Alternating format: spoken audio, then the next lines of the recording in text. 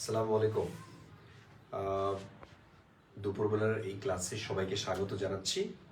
আজকের এই ঐতিহাসিক ক্লাসটি মূলত দশম বেসরকারি শিক্ষক নিবন্ধন পরীক্ষার 2014 সালে হওয়া প্রশ্নের সমাধান। আমার আজকের এই ক্লাসটিতে আপনি যে জিনিসটা পাবেন সেটা হচ্ছে 14 সালে নিবন্ধন পরীক্ষা যে প্রশ্নগুলো এসেছে তার ব্যাখ্যা সহ বিশ্লেষণ। তা আমি আমার এই ক্লাসটি শুরু করার আগে আপনাদের কাছে আমি রিকোয়েস্ট করব, এই মুহূর্তে যারা আছেন তারা ক্লাসটি শেয়ার করবেন, সাথে সাথে জানিয়ে দিবেন আপনি কোন জেলা থেকে দেখছেন আর কোনো সমস্যা হচ্ছে কিনা আমার এই ক্লাসটি শুনতে। দ্রুত শেয়ার করে দেন আগে, তারপর কথা বলছি।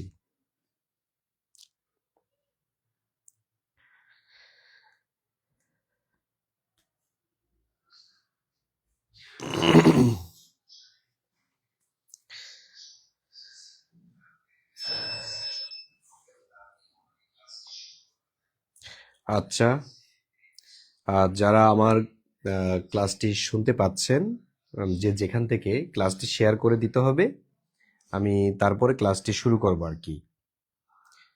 আলহামদুলিল্লাহ, আমি সুস্থ আছি, অপূর্ণতায় পূর্ণ। শুভ দুপুর। তারপরে খুলনা থেকে আমাকে দেখছেন, তারপরে বগুড়া থেকে দেখছেন, তারপরে ঢাকা থেকে দেখছেন, আজিমপুর থেকে দেখছেন আমাকে, তারপরে হচ্ছে ভোলা থেকে দেখছেন। Thank you so much. বিভিন্ন অঞ্চল থেকে এই মুহূর্তেও আপনারা যে নির্বাচনের পরপর সময়ে অন্যদিকে মনোযোগ না দিয়ে এই যে ক্লাসের দিকে একটা আকর্ষণ আপনাদের কাজ করে, এই যে আপনাদের ভিতরে একটা তাড়না কাজ করে, এটা অনেক কিছু, এটা কিন্তু অনেক কিছু। স্পিড অনেকের মধ্যে নেই, তো যেটা আপনার মধ্যে আছে করব। কিন্তু ক্লাসটি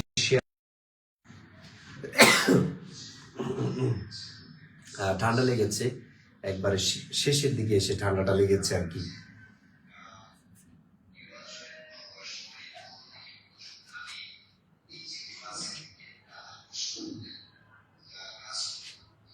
জি, শেয়ার ডান যারা লিখেছেন তাদেরকে থ্যাংক ইউ সো মাচ। অনেকে শেয়ার ডান লিখেছেন, সিলেট থেকে দেখছেন, বগুড়া, মানিকগঞ্জ, কুমিল্লা, তারপরে আমাদের বরিশাল থেকে অনেকে দেখছেন, তারপরে হলো কুড়িগ্রাম থেকে দেখছেন, খুলনা থেকে দেখছেন। কিন্তু শেয়ার ডান লিখতেছেন না, শেয়ার করা হয়নি। আপনাদের শেয়ার করতে হবে প্রচুর পরিমাণ। এখন আর বসে থাকার কোনো সুযোগ নেই। এখন বলতে পারবেন না নির্বাচন আছে সামনে, আবার বললেন না যে ঠিক আছে নির্বাচন তো শেষ হয়েছে, সামনে আবার রমজান আছে, অজুহাত দেওয়া যাবে না।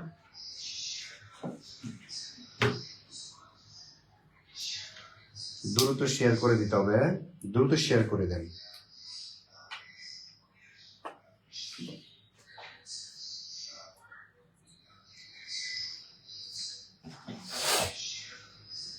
আচ্ছা, আজকে আপনাদেরকে দেখাবো 19তম নিবন্ধনের প্রশ্ন প্যাটার্ন কেমন হতে পারে এবং বিগত সালের প্রশ্ন থেকে কিভাবে প্রশ্ন আসতে পারে।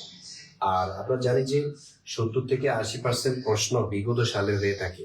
এটা যে শুধু নিবন্ধন তা নয়, 10 থেকে 20তম গ্রেডের পরীক্ষা অথবা প্রধান শিক্ষক অথবা বিসিএস পরীক্ষা আপনি দেখবেন বিগত সালের প্রশ্ন থেকে 70 থেকে 80% প্রশ্ন কমন থাকে।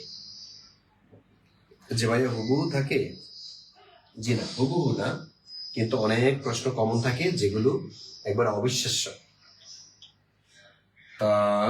ঠিক আছে, আমি আমার ক্লাসটি শুরু করে দিচ্ছি আপনাদের জন্য, আর দেরি করবো না। হ্যাঁ, চাপাই থেকে দেখছেন আমাকে, মানিকগঞ্জ থেকে দেখছেন, ময়মনসিংহ জেলা থেকে দেখছেন, thank you so much. Class কি শুরু করব? ক্লাস কি শুরু করব বলেন? আপনারা কিন্তু শেয়ার করেননি এখন পর্যন্ত। ক্লাসে যত বেশি স্টুডেন্ট জয়েন করবে তত প্রাণবন্ত হবে আমার এই ক্লাসটি। ঠিক আছে, আমি শুরু করে দিলাম। হ্যাঁ, আপনারা শেয়ার করতে থাকেন। বিসমিল্লাহির রহমানির রহিম। তো আমি মূলত আপনাদেরকে যেটা দেখিয়েছি সেটা হচ্ছে বিগত বছরের প্রশ্ন। এইখানে কাজে লাগবে কি কি: ইবতেদায়ী, প্রধান, জুনিয়র, মৌলবী, জুনিয়র শিক্ষক ও কারি। এই সকল ক্ষেত্রে পরীক্ষাতে এই প্রশ্নগুলো আপনার কাজে লাগবে। তো দেখেন, প্রথম যে প্রশ্নটা, সে প্রশ্নটা কি সম্পর্কে এসেছে দেখুন। প্রশ্নগুলো ঘুরে ফিরে এক জায়গা থেকে আসে। স্কুল পর্যায়ে 2013-তে এই প্রশ্নটা এসেছে এরকম যে 60 গম্বুজ মসজিদ বাংলাদেশের কোন জেলায় অবস্থিত। আচ্ছা, 60 গম্বুজ মসজিদ বাংলাদেশের কোন জেলায় অবস্থিত, যদি বিভাগ বলা হতো তাইলে হতো খুলনা, তাই না? কিন্তু বলেছে কি কোন জেলায় অবস্থিত। তো খুলনা কিন্তু বিভাগ, আবার খুলনা একটা জেলা। কিন্তু যশোর দেখেন কোনো বিভাগ না, বাগেরহাট এটা কিন্তু বিভাগ না, রাজশাহী এটা একটা বিভাগ। তার মানে বিভাগ যেটা হতে পারে দুইটা আমরা এমনি কেটে দিই, আর এই দুইটার মধ্যে হতে পারে। তাহলে যশোরে কিন্তু 60 গম্বুজ মসজিদ নাই। তাইলে খুলনা বিভাগের এই বাগেরহাটে হলো 60 গম্বুজ মসজিদ, যেটি 1400 শতকে নির্মিত। তাহলে 1400 শতকে নির্মিত নির্মিত মসজিদ। তো এটা মূলত অনেক পুরনো একটা মসজিদ, 1400 শতকে নির্মিত হয়েছে। এই যে মসজিদটি, এই মসজিদটি মূলত হচ্ছে এমন একটা মসজিদ যে মসজিদটা আর নির্মাতা যিনি তিনি হচ্ছেন খান জাহান আলী। নির্মাতা হচ্ছে খান জাহান আলী। খান জাহান আলী এই মসজিদটি নির্মাণ করেছিলেন। আর এই মসজিদটি নির্মিত হয়েছিল এটা যার শাসন আমলে। তখন শাসন কার ছিল? এটা সুলতানি আমল ছিল, সুলতানি আমলে। ঠিক আছে, এটা কোন শাসন আমলে নির্মিত হয়েছে? সুলতানি শাসন আমলে মূলত এটি নির্মিত হয়েছিল।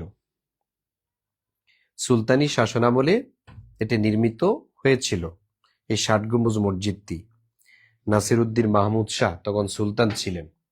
যিনি সুলতান তখন ছিলেন তার নাম কি? নাসিরউদ্দিন মাহমুদ শাহ। নাসিরউদ্দিন মাহমুদ নাসিরউদ্দিন মাহমুদ শাহ এই তাদের শাসনামলে মূলত এই মসজিদটি নির্মিত হয়েছিল। তাহলে নাসিরউদ্দিন মাহমুদ শাহ এর শাসনামলে এই 60 গম্বুজ মসজিদটি নির্মিত হয়েছিল। মজার বিষয় হচ্ছে 60 গম্বুজ মসজিদে গম্বুজ কয়টি, এটা পরীক্ষাতে আসে। দেখি বলেন তো, 60 গম্বুজ মসজিদে গম্বুজ সংখ্যা কয়টি? 60 গম্বুজ মসজিদে গম্বুজ সংখ্যা কত? জি, থেকে অ্যান্সার করে আমাকে জানান তো। 60 গম্বুজ মসজিদে গম্বুজ সংখ্যা জি, নুসরি ইসলাম, মৌসুমী আক্তার, তারপর হচ্ছে নাফিয়া এন্ড নাফি, তারপরে দেখি আর কারা অ্যান্সার করেছেন। আচ্ছা, তারপরে হচ্ছে আমাদের সামিয়া ইসলাম, আরাফাত সানি, তারপর শুভ বিশ্বাস, বাহ, অনেকে অ্যান্সার করেছেন। তারপরে Samia Islam, Nasiruddin Mahmud Shah, thank you so much. তার মানে আমি যেটা প্রশ্ন করেছি সেটা হলো 60 গম্বুজ মসজিদে গম্বুজ সংখ্যা কয়টি? 60টি নাকি 81টি, এরকম অপশন দেয়া থাকতে পারে। জি, 60, খতে দেয়া থাকবে 81, আবার গতে দেয়া থাকতে পারে 60টি, ইত্যাদি থাকতে পারে। মনে রাখতে হবে 60 গম্বুজ মসজিদে, এই তো মেঘবালিকা সঠিক বলেছেন, শুভ খান, লাবলু খান, তারপরে হচ্ছে মাকসুদা, তারপর জসিমউদ্দিন সেনবাগি, অনেকে অ্যান্সার করেছেন, অনেকে অ্যান্সার করেছেন। Thank you so much, thank you so much.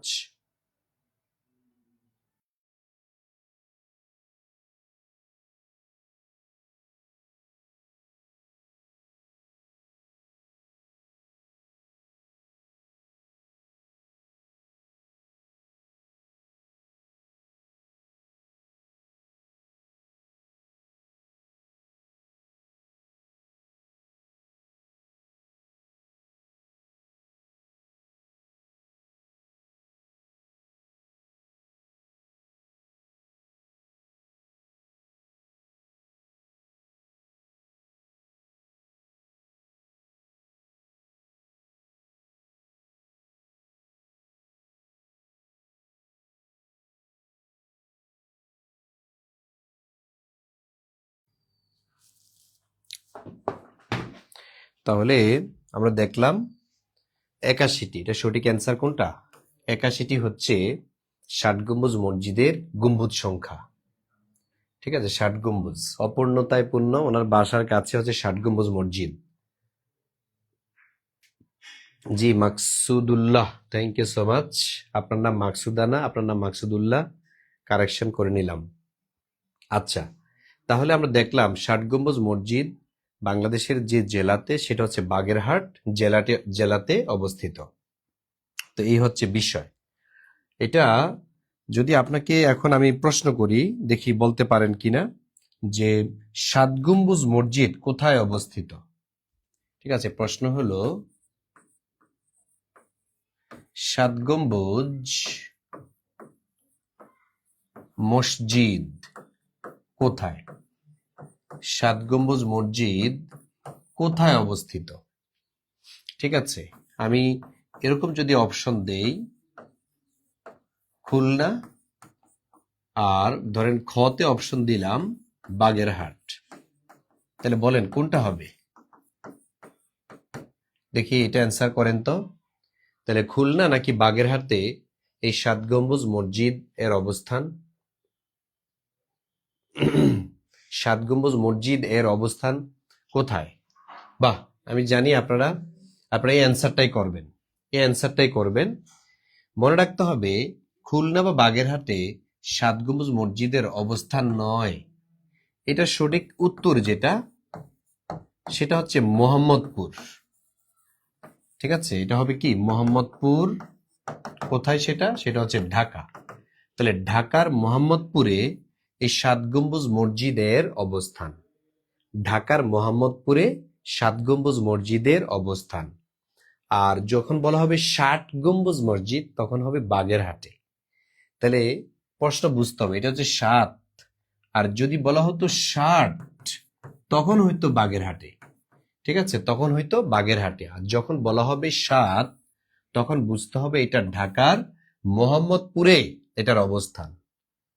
ঠিক আছে, এটা সঠিক উত্তর হচ্ছে এটা। অনেকে বুঝতে পারে, অনেকে বুঝতে পারে না। তারপর এরকম প্রশ্ন আসতে পারে যে বাংলাদেশের প্রথম মসজিদ কোনটি? বাংলাদেশের প্রথম মসজিদ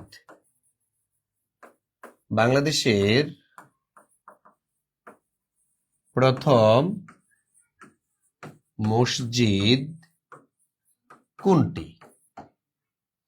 আচ্ছা, তাহলে বাংলাদেশের প্রথম মসজিদ কোনটি, এরকম যদি পরীক্ষা প্রশ্ন করে, তাহলে মনে রাখতে হবে এটা সঠিক উত্তর কি হবে।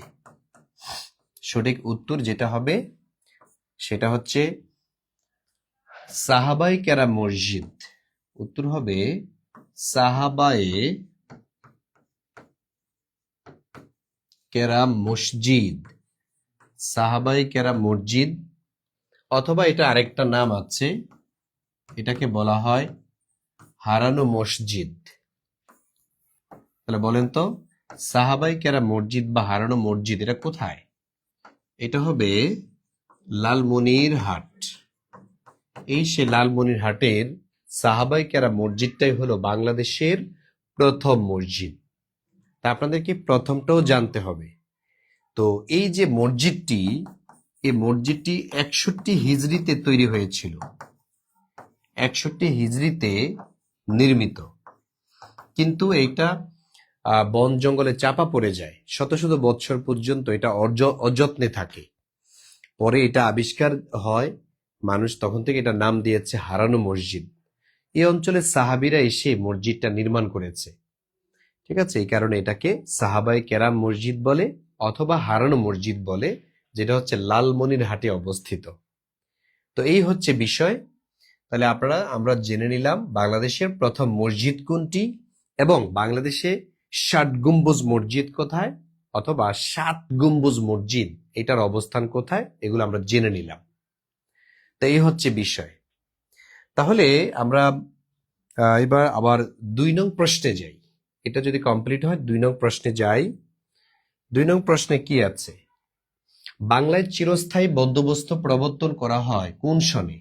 এই প্রশ্নটাও কিন্তু এই যে নবম বেসরকারি শিক্ষক নিয়োগ পরীক্ষাতে এসেছে।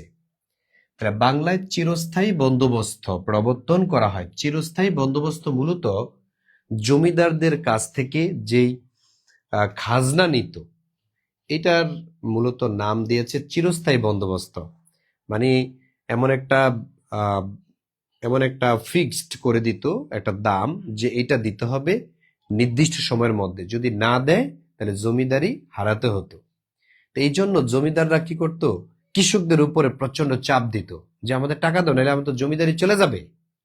তো এই ধরনের একটা যে শাসন ব্যবস্থা, এটাকে মূলত বলা হয় চিরস্থায়ী বন্দোবস্ত।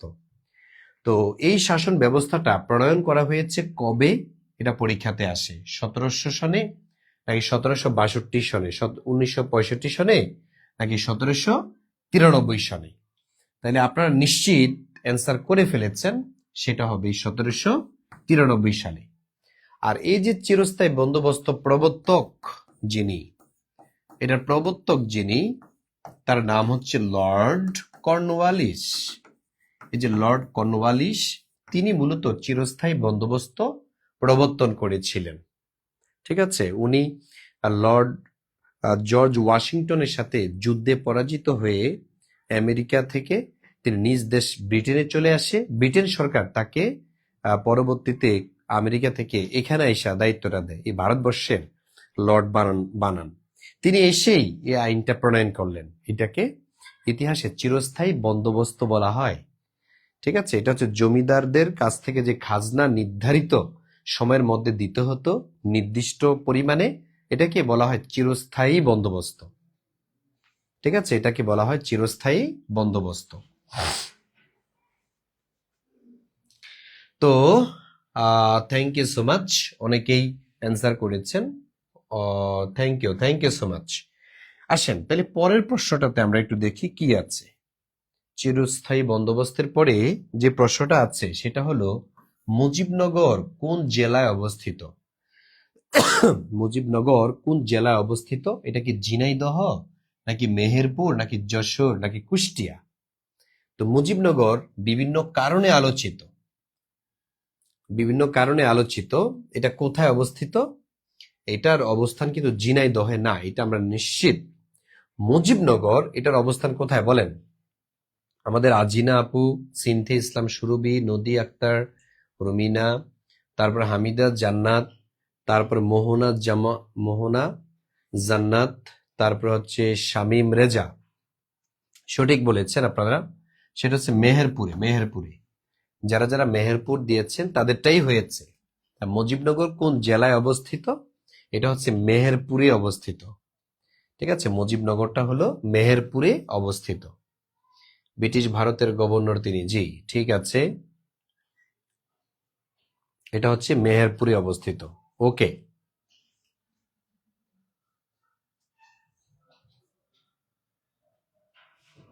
ক্লিয়ার না?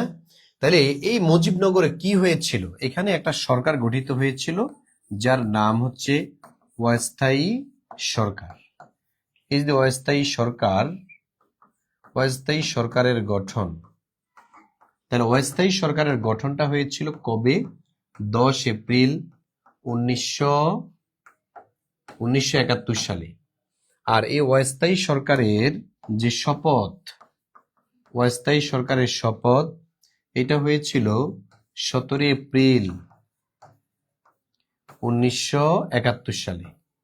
17 এপ্রিল 1971 সালে কি হয়েছিল? অস্থায়ী সরকারের শপথ পাঠ অনুষ্ঠান হয়েছিল। আর অস্থায়ী সরকারের গঠনটা হয়েছিল 10 এপ্রিল 1971 সালে। ঠিক আছে, তো আবার এই দিন স্বাধীনতার ঘোষণাটাও প্রয়োগ করা হয়, স্বাধীনতার ঘোষণা করা হয়েছিল আনুষ্ঠানিকভাবে। যদি বলা হয় স্বাধীনতার ঘোষণা আনুষ্ঠানিকভাবে কবে করা হয়েছিল, বা এটা হবে 10 এপ্রিল 1971 সালে। ক্লিয়ার? জি ক্লিয়ার। আচ্ছা, যদি আপনাদের হয়ে থাকে ক্লিয়ার লিখে ফেলবেন, কিন্তু আপনারা ক্লাসটি শেয়ার করেন না, এটা খুব দুঃখজনক। ক্লাসটি শেয়ার করে দিতে হবে ভাই, কারণ ক্লাসে আমরা যে বিষয়গুলো দেখাচ্ছি আপনাদেরকে, এগুলা কিন্তু আপনি নিজেও পড়তে পারেন, একবার মুখস্থ করে আপনি এখান থেকে কমন ফেলতে পারবেন না। এই যে এটার সাথে আনুষঙ্গিক যে বিষয়গুলো, এগুলো আপনাকে জানতে হবে। এগুলো না জানিয়ে আপনি যদি পড়েন, তাহলে মুজিবনগর দেখে আপনি অ্যান্সার করতে পারবেন না। মুজিবনগরের সাথে কত কি জড়িত, এই মুজিবনগরের সাথে আবার 8 নং থিয়েটার রোড জড়িত। 8 নং থিয়েটার রোড, এই যে 8 নং থিয়েটার রোড, এটাও কিন্তু জড়িত মুজিবনগর জেলার সাথে। কিভাবে? মুজিবনগর সরকারের সচিবালয়টা ছিল কলকাতার 8 নং থিয়েটার রোডে, যার বর্তমান নাম শেক্সপিয়ার সরণি। এটার বর্তমান নাম হচ্ছে শেক্সপিয়ার সরণি। ঠিক আছে, তাহলে এটা গেল 3 নাম্বার গেল। এবার আসেন 4 নাম্বার।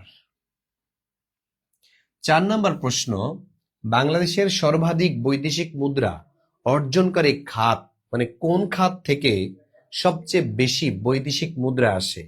রেডিমেড গার্মেন্টস, নাকি পাট, নাকি চামড়া, নাকি তুলা? মনে রাখবেন এই 4টির মধ্যেই উত্তরটা বের করতে হবে। আপনি যেটা মুখস্থ করেছেন প্রবাসীদের রেমিটেন্স থেকে, ওইটা কিন্তু এখানে দেখেন নাই। এখানে দেখতে হবে আপনাকে 4টা অপশনের মধ্যে সবচেয়ে কাছাকাছি কোনটি। তাইলে তুলা, বাংলাদেশে কি এত পরিমাণ তুলা হয় যেটা আমরা বিদেশে রপ্তানি করতে পারি, নাকি এত পরিমাণ চামড়া হয় যেটা বিদেশে রপ্তানি করি, নাকি পাট হয়? না। তার মানে 3টার একটা হচ্ছে না। সঠিক অ্যান্সার যেটা, সেটা হচ্ছে রেডিমেড গার্মেন্টস। এই গার্মেন্টস থেকে তৈরি পোশাক থেকে, রেডিমেড গার্মেন্টস মানে কি? তৈরি পোশাক। এই যে তৈরি পোশাক, এখান থেকে মূলত কি কি পাই আমরা? তৈরি পোশাক থেকে মূলত আমরা প্রচুর পরিমাণ বৈদেশিক মুদ্রা অর্জন করি। তৈরি পোশাক থেকে আমরা বৈদেশিক মুদ্রাটা অর্জন করে থাকি।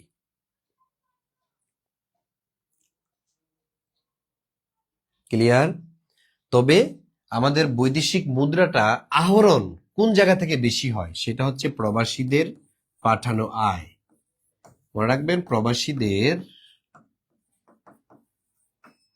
পাঠানো রেমিটেন্স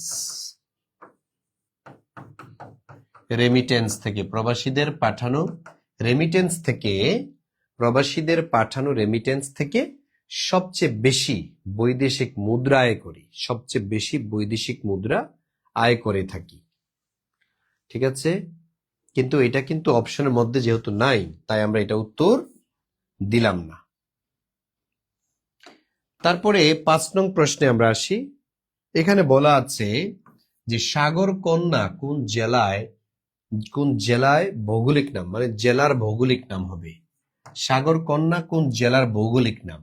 এটা কি ভোলা, খুলনা, কক্সবাজার, নাকি পটুয়াখালী? কাকে সাগর কন্যা বলা হয়? এরকম ইন্টারেস্টিং কিছু প্রশ্ন আমাদের পরীক্ষাতে আসতে দেখি আমরা। যেমন একটা হচ্ছে আপনার সাগর কন্যা, আরেকটা হচ্ছে হিমালয়ের কন্যা। দেখি কয়টা পারেন আপনি।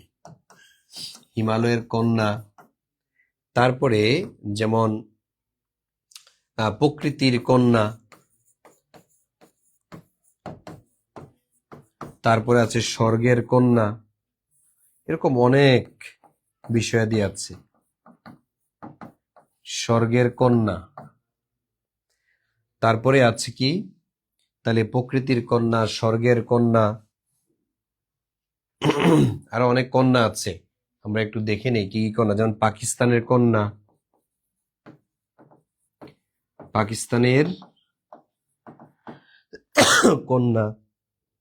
আবার বাংলাদেশের কন্যা, এটা মনে হয় অনেকে নাও পারতে পারেন, লিখে দেই। প্রীতুলা রশিদ।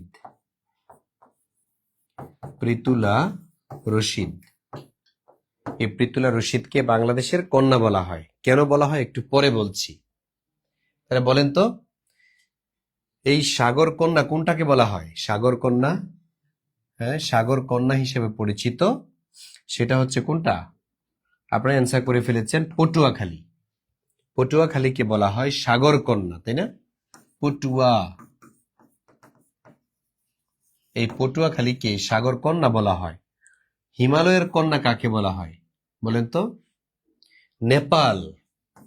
এই তো, নেপালকে হিমালয়ের কন্যা বলা হয়। তারপর প্রকৃতির কন্যা কাকে বলা হয়? প্রকৃতির কন্যা, এটা হচ্ছে নিম গাছ। নিম বৃক্ষটাকে বলা হয় প্রকৃতির কন্যা। আর প্রকৃতির শত্রু ইউক্লিপটাস।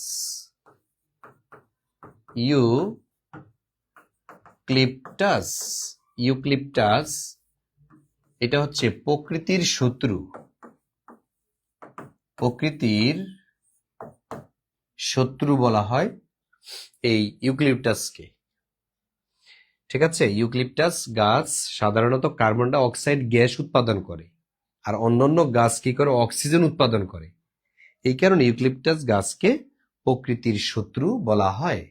আর নিম গাছ সাধারণত উপকারে আসে মানুষের অনেক, তাই এটাকে বলা হয় প্রকৃতির কন্যা। আর স্বর্গের কন্যা হচ্ছে নারিকেল গাছ। এই নারিকেল গাছকে স্বর্গের কন্যা বলা হয়। নারিকেল গাছকে স্বর্গের কন্যা বলা হয়। পাকিস্তানের কন্যা কে বলেন তো?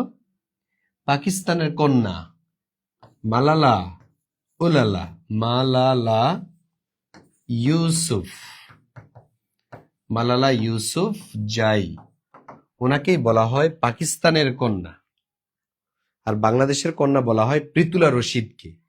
কারণ একটা বিমান দুর্ঘটনা হয়েছিল নেপালে, ত্রিভুবন বিমানবন্দরে। তখন এই মেয়েটা বিমান বালায় ছিল। বাংলাদেশি প্রায় ২৭ জন প্যাসেঞ্জারকে তিনি এই দুর্ঘটনা থেকে মুক্ত করেছিলেন। একবার মারাই যেত যারা, নিজের শরীরের মধ্যে অনেক আগুন লেগে যায় এই বাংলাদেশিদেরকে বাঁচাতে গিয়ে। তখন তৎকালীন সময়কার প্রধানমন্ত্রী এই মেয়েটাকে বাংলাদেশে দাওয়াত দিয়ে এনে এই সম্মাননা দিয়েছে যে তুমি এখন থেকে বাংলাদেশের কন্যা হিসেবে পরিচিত। ঠিক আছে, ওনার বাড়ি হচ্ছে নেপালে।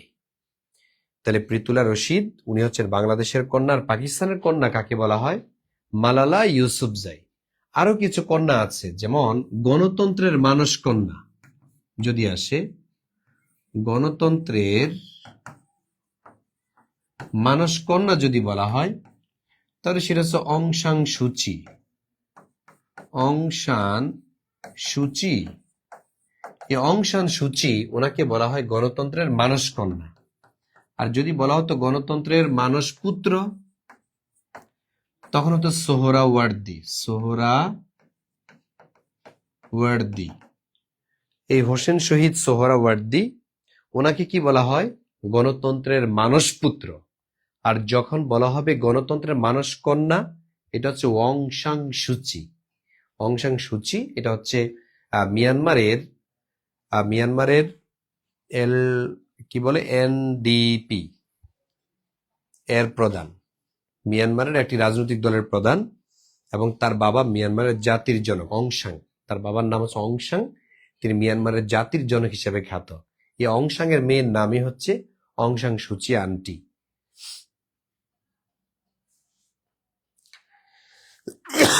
স্ক্রিনশট দিয়ে ফেলেন, হ্যাঁ, স্ক্রিনশট দিয়ে ফেলেন।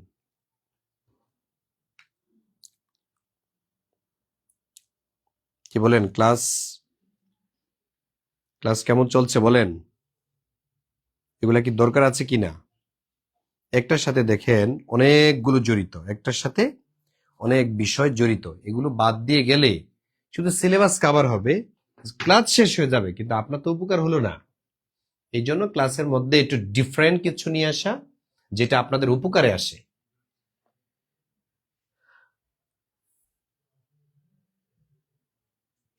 আচ্ছা, এবার আসেন, এটা শেষ, এটার পরে আমরা একটু দেখে নিই ৬ নম্বর প্রশ্ন। এখানে বলা আছে বাংলাদেশের জাতীয় পতাকার দৈর্ঘ্য ও প্রস্থের অনুপাত কত? দৈর্ঘ্য ও প্রস্থের অনুপাত কত বাংলাদেশের জাতীয় পতাকার? ৯.৬, ১১.৭, ১০.৬, ৮.৬। তাহলে এটা অনেকবার পড়িয়েছি বাংলাদেশের জাতীয় পতাকার দৈর্ঘ্য এবং প্রস্থ এই সম্পর্কে। এটা সঠিক অ্যান্সার কোনটা? এটা হচ্ছে আপনারা জানেন মনে হয়, এটা অনেকে অ্যান্সার করে ফেলেছেন। আয়েশা আপু, তারপরে শামীম রাজা ভাইয়া, রুনি, তারপর হচ্ছে রোজিনা, রঞ্জন অ্যান্সার করে ফেলেছেন, সামিয়া হাবিব, আঞ্জু আরা খাতুন অ্যান্সার করে ফেলেছেন, তারপরে আমাদের হাসান ভাই অ্যান্সার করেছেন, মোহনা জামাত অ্যান্সার করেছেন, জান্নাত অ্যান্সার করেছেন, তারপর নার্গিস খাতুন অ্যান্সার করেছেন, জেসমিন আপু অ্যান্সার করেছেন, আসমা আক্তার অ্যান্সার করেছেন, রেজাউল, তারপর বৃষ্টি ঝরা রেনু সঠিক বলেছেন আপনারা।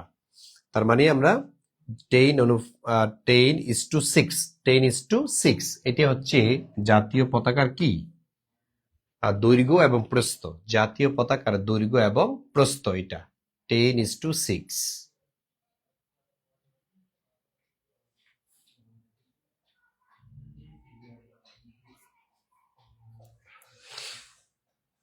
আচ্ছা, হ্যাঁ, অনেক দেরি করে ফেলেছেন। যারা যারা এখনো ক্লাসে আসেননি, ক্লাসে আসার জন্য আপনারা শেয়ার মেরে দেন।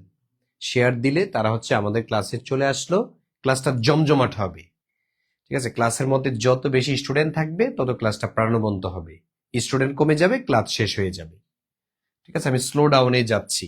আর এখন তো নির্বাচন পরবর্তী, আপনাদেরকে মনোযোগ এদিকে নিয়ে আসতে হবে, নাহলে ব্রেন কিন্তু ওইদিকে যদি একবার মজা পাওয়া যায় শেষ। আর ওইদিকে গেলে আর ফিরে আসা যায় না, এত ব্যস্ত হয়ে যাবেন। শুধু মজাই লাগবে, ওয়াও লাগবে, চারদিকে এখন শুধু পার্টি হচ্ছে। তো আপনি পার্টি করা কোনো দোষের না, আমি আপনাকে নিষেধ করছি না, বাট আপনার আগে একটা পরিচয় নেন, আপনি আসলে কি করেন। আরেকটা বিষয় আপনাদেরকে একটু বলে রাখি, আমাদের কাছে আপনারা জানতে চেয়েছেন আপনাদের কোনো নতুন ব্যাচ আছে কিনা 19তম নিবন্ধনে ভর্তি হতে। আমাদের আছে 19তম নিবন্ধনের সম্পূর্ণ নতুন ব্যাচ। আমরা একটা নতুন ব্যাচ চালু করেছি, যে ব্যাচের মধ্যে আমরা আপনাদের জন্য 100টি ক্লাস উপহার দিব, লাইভ ক্লাস, আর প্রতিটা ক্লাসের উপর পরীক্ষা নিব, এবং ক্লাসগুলো আমরা রেকর্ড রাখবো, এবং ক্লাসের পর আমরা ক্লাসের মধ্যে শেষ করবো ইনশাল্লাহ। আপনি যদি মনোযোগ দেন, ক্লাসের পর ক্লাসের মধ্যে আমরা শেষ করে দিব। তাইলে 19তম নিবন্ধন যেহেতু আপনার জীবনের জন্য একটা গুরুত্বপূর্ণ নিবন্ধন, আপনি হতে পারে 2-1 বার দিয়েছেন, হয় না, অথবা আর যাদের চাকরির বয়স শেষ হয়ে যাচ্ছে তাদের জন্য, অথবা এমন কেউ আছেন যারা এই প্রথম নিবন্ধন পরীক্ষাতে দিবেন। ঠিক আছে, এরকম যদি থেকে থাকেন, আপনি আর 1 মিনিট, 1 মিনিট, একদিন তো দূরের কথা, 1 মিনিটও লেট করা যাবে না। এখনই আপনি পড়াশোনা স্টার্ট করে দিতে হবে একটা বই নিয়ে। ঠিক আছে, আর আমরা আমাদের এখান থেকে সেবা যতটুকু সম্ভব আমরা সর্বোচ্চ চেষ্টা করবো সেবা দিতে। 19তম নিবন্ধনের নতুন ব্যাচে আপনি ওয়েলকাম, আপনাকে ওয়েলকাম জানাচ্ছি আমরা। আপনি আমাদের সাথে যুক্ত হন, আমাদের দিক নির্দেশনাগুলো যদি শোনেন, আপনার জীবনে 19তম নিবন্ধনেই একটা চাকরির পাথে হয়ে যাবে ইনশাল্লাহ। এবং 2026 সালটাই হচ্ছে আপনার জীবনে এই পরিচয় শুরু হয়ে গেল। ঠিক আছে, তো যারা যারা আমাদের কোর্সে ভর্তি হবেন, আমরা কি কি পড়াবো এখানে? এখানে পড়াবো হচ্ছে বাংলা, একবার বেসিক থেকে। আমরা এখানে পড়াবো হচ্ছে ইংলিশ, আমরা এখানে পড়াবো হলো জিকে, আমরা এখানে পড়াবো হচ্ছে ম্যাথমেটিক্স, আমরা এখানে পড়াবো ডেইলি সায়েন্স। এই 5টা বিষয়ের যে 100 নাম্বারের পরীক্ষা, 100 নাম্বারের যে পরীক্ষা, এই 5টা বিষয়ের 100 নাম্বারের পরীক্ষাতে আমরা কি করব? আমরা অংশগ্রহণ করতে পারবো ইনশাল্লাহ। কারণ কি 100 নাম্বার এবং কি বাকি 100 নাম্বার হচ্ছে আপনার সাবজেক্টিভ। আপনি যেই সাবজেক্টের উপর অনার্স মাস্টার্স করেছেন ওইটার উপরে আমরা কিন্তু এখানে প্রিপারেশন নিয়ে যাবো, আপনি যোগাযোগ করবেন, ওটাতে আমরা ভর্তি নিব। তা আমাদের এই যে 19তম নিবন্ধনের যে কোর্সটা জেনারেল ফুল কোর্স, এটার জন্য আমরা 3000 টাকা নির্ধারণ করেছি। কিন্তু লাইভ চলাকালীন সময় যেহেতু কষ্ট করে আপনারা জয়েন করেছেন, তাই তাদের জন্য 1199 টাকা আজকের জন্য শুধু। এটা হচ্ছে আমার লাইভ চলাকালীন সময়, আমি যতক্ষণ পর্যন্ত ক্লাস নিব ততক্ষণ এই অফারটা চলবে, 1199 টাকা। আপনি যদি ভর্তি হতে চান, নিচে যে নাম্বারটি দেওয়া আছে 01767265758, এই নাম্বারে আপনি বিকাশ অথবা নগদ থেকে সেন্ড মানি করবেন। কেউ কে আছেন আমি ভর্তি হতে চাই, এই আপনি যদি ভর্তি হতে চান, ঠিক আছে, আপনি একটু সাড়া দেন যে হ্যাঁ ভাইয়া আমি ইন্টারেস্টেড, আপনি আমাদের সাথে যুক্ত হতে চান, আপনার ভালো লাগছে যে আপনি আমাদের সাথে আমাদেরকে দায়িত্ব দিতে চান। সবচেয়ে বড় কথা হচ্ছে এখানে ভর্তি হওয়া মানে আপনি আমাদেরকে একটা দায়িত্ব দিচ্ছেন, আর আমরা সেই দায়িত্ব পুঙ্খানুপুঙ্খভাবে পালন করবো ইনশাল্লাহ। আচ্ছা, তারপরে যারা ভর্তি হবেন, দেখেন যে নাম্বারটা আমি নিচে দেখিয়েছি সেম নাম্বারটাই, এই যে 01767265758, এই নাম্বারে আপনি বিকাশ অথবা নগদ থেকে সেন্ড মানি করবেন। হ্যাঁ, আমি সেন্ড মানি কত করবেন? 1199 টাকা। এই 1199 টাকা পাঠিয়ে দেন। আচ্ছা আসেন, 7 নম্বর প্রশ্ন, জাতীয় সংসদের স্থপতি কে? জাতীয় সংসদের স্থপতি কে দেখি বলেন।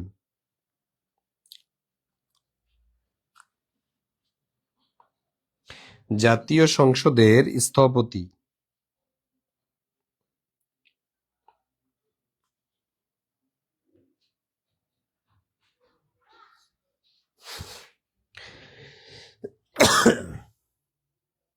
গুড, অনেকে অ্যান্সার করেছেন। হ্যাঁ, লুয়াই কান বলেছেন। Thank you so much, thank you so much. আচ্ছা, তাহলে জাতীয় সংসদের স্থপতি যিনি তিনি হচ্ছে লুয়াই কান।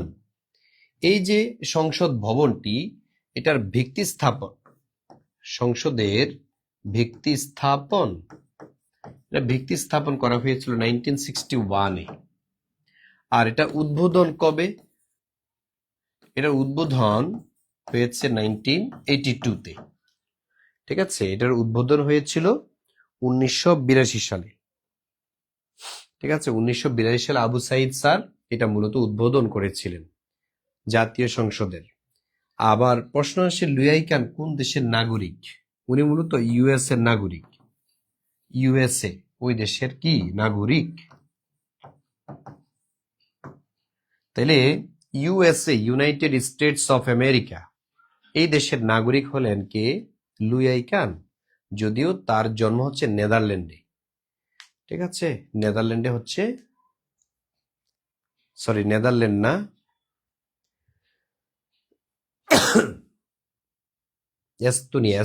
এস্তোনিয়াতে তার হচ্ছে জন্ম। এস্তোনিয়াতে লুয়াই কানের জন্ম।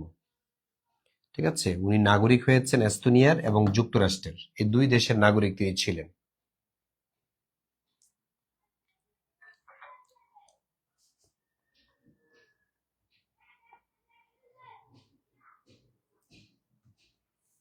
ক্লিয়ার? আচ্ছা, আসেন পরের প্রশ্নে আসেন। পরের প্রশ্ন, জি হতে চাই। আচ্ছা, যারা যারা ভর্তি হতে চাই বলছেন তাদের জন্য আমি একটা অফার দিয়েছি 1199 টাকা। আপনি প্রয়োজনে একটা প্রশ্ন, একটা ক্লাস কম করেন, কিন্তু আগে ভর্তি হয়ে নেন। ভর্তি হলে পড়তে ভাল লাগে, এটা আমাদের সাইকোলজি আর কি। মাগনা দিলে দেখা যাচ্ছে যে এটার একটা গুরুত্ব থাকে না, আর টাকা দিয়ে যে জিনিসটা আপনি ক্রয় করবেন এটার প্রতি আলাদা একটা দরদ থাকে, একটা মায়া থাকে। এই জন্য আপনি ভর্তি হতে পারেন আমাদের সাথে। আচ্ছা, প্রাচীন চন্দ্রদ্বীপের বর্তমান নাম কি? একসময় চন্দ্রদ্বীপ হিসাবে পরিচিত ছিল কোনটি? বদ্বীপ নাকি হাতিয়া নাকি সন্দ্বীপ নাকি বরিশাল? কাকে একসময় চন্দ্রদ্বীপ হিসাবে আমরা চিনতাম? দেখি অ্যান্সার করেন তো।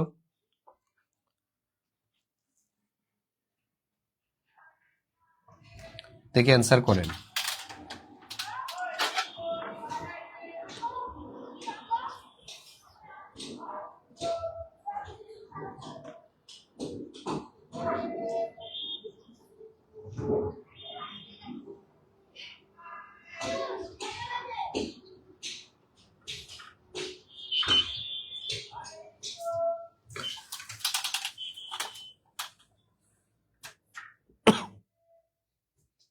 আচ্ছা, গুড, অনেকে অ্যান্সার করে ফেলেছেন তাই না?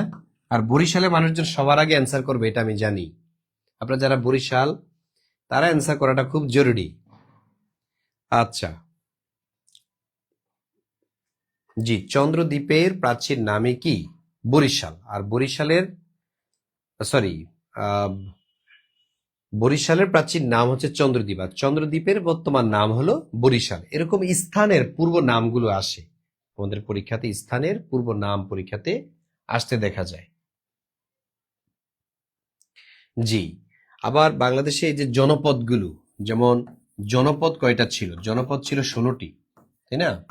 এই 16টি জনপদের মধ্যে চন্দ্রদ্বীপ কিন্তু একটি, 16টি জনপদের মধ্যে। ঠিক আছে, যেমন আপনারা পড়েছেন হরিকেল, এটা হচ্ছে সিলেট অঞ্চলের, চট্টগ্রাম অঞ্চলের। তারপরে বঙ্গ, এটা একটা জনপদ। তারপরে হচ্ছে যেমন গৌর, এটা একটা জনপদ, ইত্যাদি। এরকম 16টি জনপদ ছিল, এর মধ্যে চন্দ্রদ্বীপ বা বাকলা এটা একটি। এই চন্দ্রদ্বীপের বর্তমান নামই হলো বরিশাল। চন্দ্রদ্বীপের বর্তমান নাম কি? বরিশাল। ক্লিয়ার? বলেন ক্লিয়ার কিনা? জি, আমি বরিশাল। আমাদের সুবর্ণা আপু, উনিও বরিশালের। তারপরে দেখা যাক, আয়েশা সিদ্দিকা আপু বরিশালের। ঠিক আছে, 9 নং প্রশ্নে আমরা দেখি কি আছে। 9 নং প্রশ্ন, 1971 সালে মুক্তিযুদ্ধের সময় বাংলাদেশ কয়টি সেক্টরে বিভক্ত ছিল? 1971 সালের কথা এখানে বলছে। জি ভাইয়া, আমি শুধু ইংলিশে। আচ্ছা, শুধু ইংলিশে যারা পড়তে চান, শুধু ইংলিশে, তাদের জন্য হচ্ছে মাত্র 750 টাকা। হ্যাঁ, শুধু ইংলিশে। এটা হচ্ছে all job plus all admission English course. এটার জন্য আপনি 750 টাকা দিয়ে এই মুহূর্তে ভর্তি হতে পারবেন। আর যদি ক্লাস কেটে যায় তখন আপনাকে দিতে হবে 1500 টাকা। কিন্তু এখন 1500 টাকা দিতে হচ্ছে না, এখন দিতে হচ্ছে কোনটা? 750 টাকা।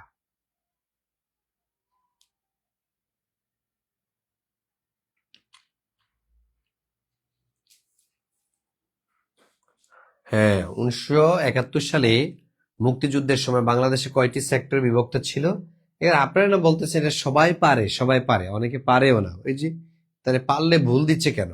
দেখেন, আপনি মিলিয়ে দেখেন, অনেকে ভুলও দিচ্ছে। সেটা হচ্ছে 11টি। 11টি হচ্ছে মানে সেক্টর ছিল।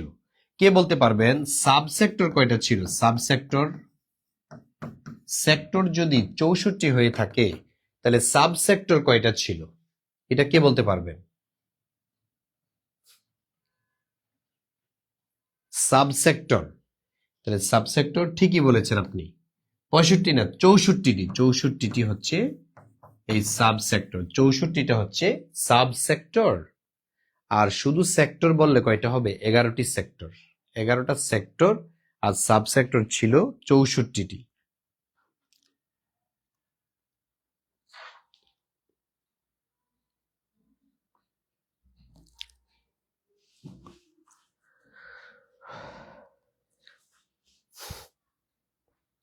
আবার এই সেক্টরগুলো কোন কোন অঞ্চলে ছিল এগুলো পরীক্ষাতে আসে। যেমন 1 নং সেক্টরের অধীনে কোনটা ছিল, 2 নং সেক্টর অধীনে কোনটা ছিল, এগুলো পরীক্ষাতে আসে। এই জন্য 1 নং, এটা একটু গুরুত্ব দিয়ে পড়বেন। 1 নং সেক্টর, এই সেক্টরটা ছিল চট্টগ্রামে। এটার প্রধান ছিলেন যিনি, জিয়াউর রহমান এবং রফিকুল ইসলাম। তারপর 2 নং সেক্টর, এটা গুরুত্বপূর্ণ, এটা হচ্ছে আজকের ঢাকা শহর। 2 নং সেক্টরে ছিল। তারপরে 10 নং সেক্টর, এটাকে নৌ সেক্টর বলা হয়, অর্থাৎ নৌবাহিনী কর্তৃক পরিচালিত, যেটা ঢাকা থেকে, নৌ সেক্টর, এটা হচ্ছে ঢাকা থেকে পরিচালিত হতো। ঠিক আছে, তাইলে 1, 2 এবং 10 নং সেক্টরটা খুবই ইম্পর্টেন্ট, তাই আমি আলাদা করে লিখে দিলাম। দেখছেন, বিগত সালে এই প্রশ্নগুলোই কিন্তু ঘুরে ফিরে আসে। তার মানে 71 থেকে অনেক প্রশ্ন আসবে। জুলাই আগস্টের যে বিপ্লব, এখান থেকে প্রশ্ন আসবে। আমি পুরাতন, আমাকেও কি নতুন করে ভর্তি হতে হবে? জি না, যারা ভর্তি হয়ে গেছেন তাদেরকে 19তম নিবন্ধনে আর নতুন করে ভর্তি হওয়া দরকার নাই।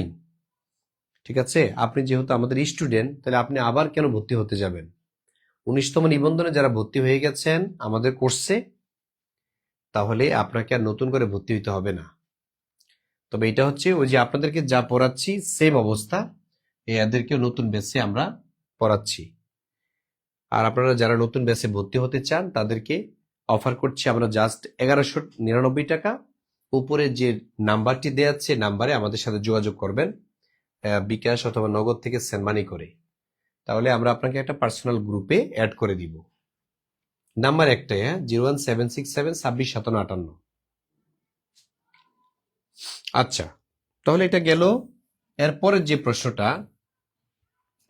যে প্রশ্নটা সেটা হচ্ছে পরিবেশের উপর বিশেষ অবদানের স্বীকৃতি স্বরূপ ম্যাগসাসে পুরস্কার 2012 প্রাপ্ত হন কে? আচ্ছা, কে মূলত ম্যাগসাসে পুরস্কারটা প্রাপ্ত হন 2012 সালে? এটা কি অধ্যাপক আব্দুল্লাহ আবু সাইদ, নাকি ডক্টর আইনুন নিশাত, সৈয়দ রিজওয়ানা হাসান, নাকি ডক্টর হাসান মাহমুদ? এটা আপনার কাছে জানতে চেয়েছে। এটা সঠিক অ্যান্সার কোনটা বলেন? সৈয়দা রিজওয়ানা হাসান, নারায়ণগঞ্জের, যিনি বর্তমানে উপদেষ্টা পরিষদে রয়েছেন। তো তাকে মূলত এই খেতাবটা প্রদান করা হয়েছে পরিবেশের উপর বিশেষ অবদান রাখার জন্য। তিনি এখনো কিন্তু পরিবেশ মন্ত্রী। পরিবেশ, তারপরে হচ্ছে জলবায়ু, এই সকল বিষয়গুলো নিয়ে কাজ করেন যিনি, তিনি হচ্ছেন সৈয়দা রিজওয়ানা হাসান। আমি 1 বছর আগে ভর্তি হয়েছি কিন্তু ক্লাস করতে পারিনি। আচ্ছা, আপনি যদি 1 বছর আগে ভর্তি হন, ঠিক আছে, এটা আসলে আমাদের কোর্স না, ঠিক আছে, অন্য কোথাও আমাদের আরেকটা কোর্স ছিল, ওটাতে ভর্তি হয়েছেন। কিন্তু 19তম নিবন্ধনে যারা একবার ভর্তি হয়েছে তাদের আর পরীক্ষা পর্যন্ত ভর্তি হইতে হবে না, ঠিক আছে, এই কোর্সে আর ভর্তি হইতে হবে না।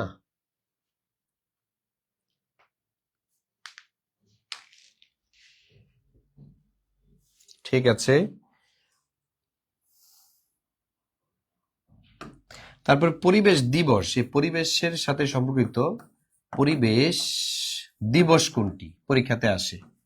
পরিবেশ দিবস হচ্ছে 5 জুন, এটা হচ্ছে আমাদের পরিবেশ দিবস। আর এই যে পরিবেশ দিবসটা আমরা পালন করি, এটা মূলত জাতিসংঘের ঘোষণা অনুযায়ী। জাতিসংঘ 1972 সালে পরিবেশ নীতি ঘোষণা করে, যার ফলে 1974 সালে 5 জুন, প্রতি বছর 5 জুন আমরা পরিবেশ দিবস হিসাবে পালন করে থাকি। আর বাংলাদেশে পালন করা হয় 1990 থেকে।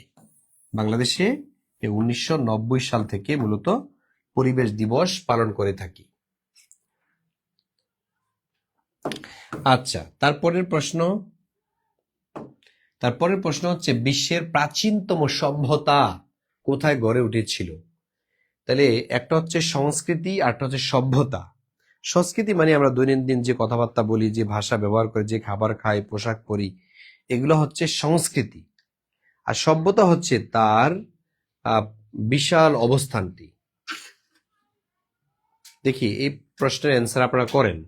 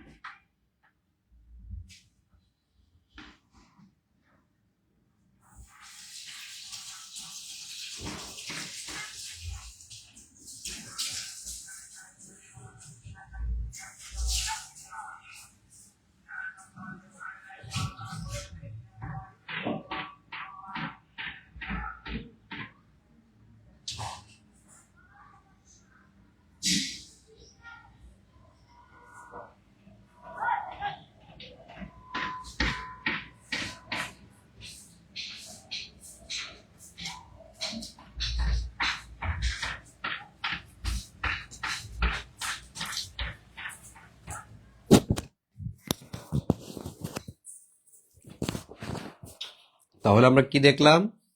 বিশ্বের প্রাচীনতম সভ্যতা কোথায় গড়ে উঠেছিল? এই প্রশ্নের সঠিক অ্যান্সার হচ্ছে মেসোপটেমিয়ায়।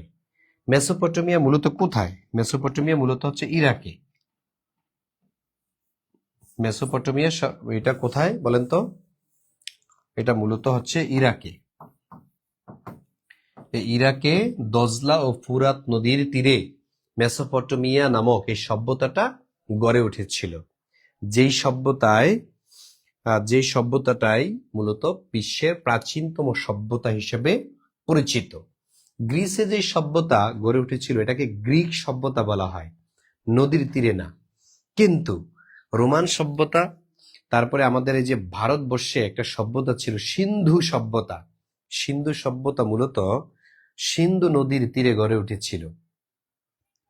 এখান থেকে মূলত এই যে পয় নিষ্কাশন, পরিষ্কার পরিচ্ছন্নতা, তারপর হচ্ছে ড্রেনেজ সিস্টেম, ড্রেনের মাধ্যমে পানি দিয়ে সেচ করবে, এটা কিন্তু চালু হয়েছিল এই সিন্ধু সভ্যতার মধ্যে। সিন্ধু সভ্যতার মধ্যে মূলত এই যে শূন্য, এই শূন্যের আবিষ্কার হয়। বুঝতে পেরেছেন? শূন্যের আবিষ্কার হয় যে সভ্যতায়, সেটা হচ্ছে সিন্ধু সভ্যতায়। ঠিক আছে, তাহলে একটা আরেকটার সাথে দেখেন কত জড়িত। ঠিক আছে, আবার চৈনিক সভ্যতা আছে, ইসলামিক সভ্যতা আছে, ইনকা সভ্যতা আছে। এই সভ্যতা থেকে একটা প্রশ্ন আসে। ঠিক আছে, এটার উপরে আমাদের আলাদা একটা ক্লাসে আছে, এই সভ্যতা এবং সংস্কৃতি, এটার উপরে আলাদা একটা ক্লাস আছে। যেমন এই যে 7 দিনে 1 সপ্তাহ, এটা চালু করে কোন সভ্যতায়? ক্যালোডীয় সভ্যতায়। পিরামিড এটা বানানো হয়েছিল বা শিখিয়েছিল কোন সভ্যতায়? মিশরীয় সভ্যতায় 5000 বছর আগে এই সভ্যতা গড়ে উঠেছিল, কিন্তু এখন আর নাই সেই সভ্যতা। তাহলে দেখেন তো এই সভ্যতা সম্পর্কে আপনাদের পরীক্ষায় প্রশ্ন আসবে। ঠিক আছে, এবার আমরা একটু দেখে নেই যে ইন্টারপোলের সদর দপ্তর কোথায় অবস্থিত। ইন্টারপোলের সদর দপ্তর এটা কি নিউ ইয়র্কে নাকি লন্ডনে? এটা কি লিওতে নাকি রোমে? ইন্টারপোলের সদর দপ্তর এটা কোথায় অবস্থিত? নিউ ইয়র্ক, লন্ডন, লিও, রোম। দেখি আপনারা অ্যান্সার করেন তো। ইন্টারপোলের সদর দপ্তর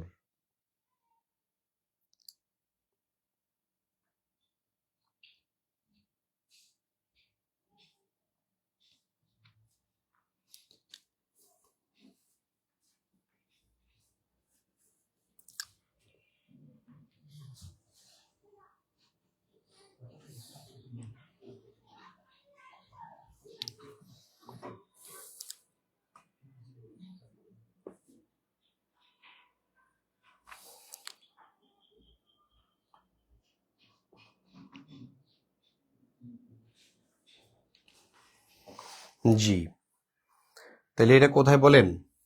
এটা হচ্ছে লিউতে। হ্যাঁ, লিউতে। Thank you so much. যারা যারা অ্যান্সার করেছেন লিউ, তাদেরটাই সঠিক হয়েছে। এই যে ইন্টারপোল এটা হচ্ছে বিশ্ব পুলিশি সংস্থা, যেটা 1973-তে প্রতিষ্ঠা হয়েছে। 1973 সালে মূলত এটা প্রতিষ্ঠা হয়েছে। আবার এখান থেকে পরীক্ষা প্রশ্ন আসে, সদস্য দেশ কয়টি? সদস্য হচ্ছে 195টি দেশ।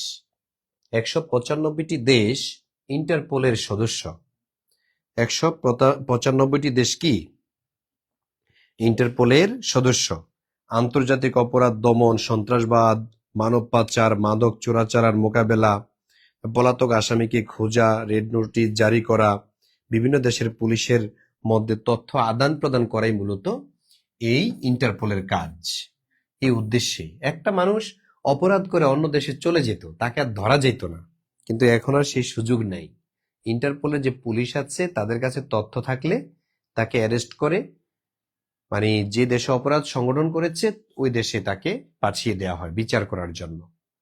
তো এটা হচ্ছে এই ইন্টারপোলের বিষয়।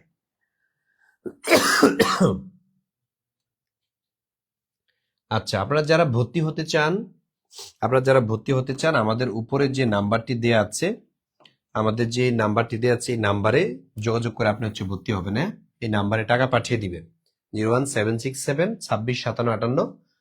আপনি হচ্ছে 19তম নিবন্ধনে ভর্তি হতে চান, তাইলে এই নাম্বারে আপনি কত টাকা পাঠাবেন? 1199 টাকা। 1199 টাকা পাঠাবেন, কিন্তু লাইভ কেটে গেলে 3000 টাকা পাঠাবেন। আর এখন যদি পাঠান 1199 টাকা পাঠিয়ে আপনি লাস্ট ডিজিটটা অবশ্যই লিখবেন, অবশ্যই লাস্ট ডিজিটটা লিখে দিবেন। অনেকে দেখা যায় টাকা পাঠায় কিন্তু অন্য নাম্বারে পাঠায়, তাইলে আপনার টাকা তো আমি পাচ্ছি না। এই জন্য নাম্বারটা ভুল করা যাবে না। এই যে নাম্বার কিন্তু ভুল করা যাবে না। আবার অনেকে দেখা যায় ক্লাস শেষে আসা ভর্তি হতে চায়, ক্লাস শেষে আসলে আপনি 3000, আর এখন হলে 1199 টাকা। এখন হলে 1199 টাকা। শুধু ইংলিশের জন্য 750 টাকা দিয়ে আপনি ভর্তি হতে পারবেন। আসেন, জাতিসংঘ কত সালে প্রতিষ্ঠিত হয়? এরকম প্রশ্ন দেখলে অনেকের কাছে খারাপ লাগে অ্যান্সার করতে, যা আমিও পারি, সবাই পারে, লাভ হইল কি? বিষয়টা এমন না, অনেকেই পারে না জাতিসংঘ আসলে কত সালে প্রতিষ্ঠা হয়েছিল। জাতিসংঘ সান ফ্রান্সিসকো সম্মেলনের মাধ্যমে দেখা যায় যে আনুষ্ঠানিকভাবে তাদের কার্যক্রম শুরু করে। তো এই যে জাতিসংঘ, এটা মূলত কত সালে প্রতিষ্ঠা হয়? 1945 সালে। যারা যারা অ্যান্সার করেছেন 45, তাদেরটা সঠিক হয়েছে। তো এই জাতিসংঘ বিশ্বের সবচেয়ে বড় জোট, বিশ্বের সবচেয়ে বৃহৎ জোট যেটা, সেটাই হচ্ছে ইউএন। বিশ্বের সবচেয়ে বড় জোট যেটা, সেটা হচ্ছে ইউএন বা জাতিসংঘ, ইউনাইটেড নেশনস। আর যদি বলা হয় বিশ্বের মোট কয়টি দেশ সদস্য, মোট সদস্য দেশ, মোট সদস্য দেশ, আর ব্র্যাকেটের মধ্যে লেখা থাকলো প্রতিষ্ঠাকালীন, তাহলে কয়টা হবে বলেন? প্রতিষ্ঠাকালীন তাইলে হবে 50টি, সরি 51টি। প্রতিষ্ঠাকালীন সদস্য ছিল কয়টি? 51টি।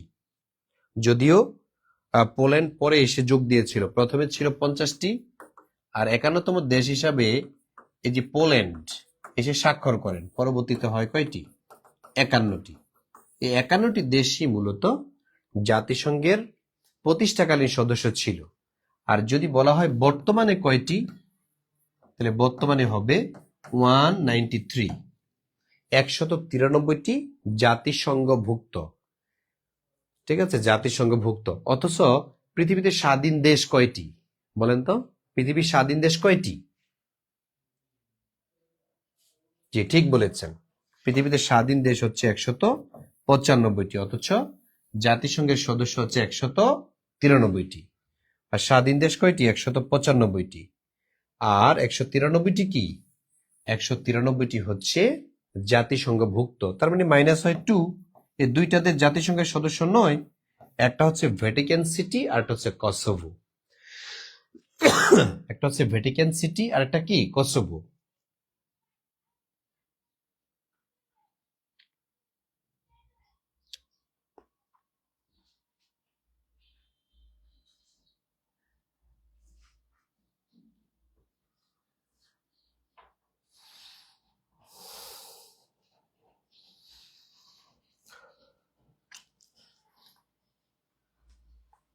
জি ঠিক আছে, তাহলে জাতিসংঘের এই যে বিষয়গুলো আপনাদের জেনে নিতে হবে। আরেকটা বিষয়, জাতিসংঘের যে সনদ বা সংবিধান, জাতিসংঘের যেই সংবিধান,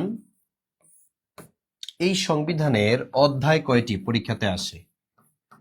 অধ্যায় হচ্ছে 19টি। ঠিক আছে, তারপরে আসে কি? অনুচ্ছেদ।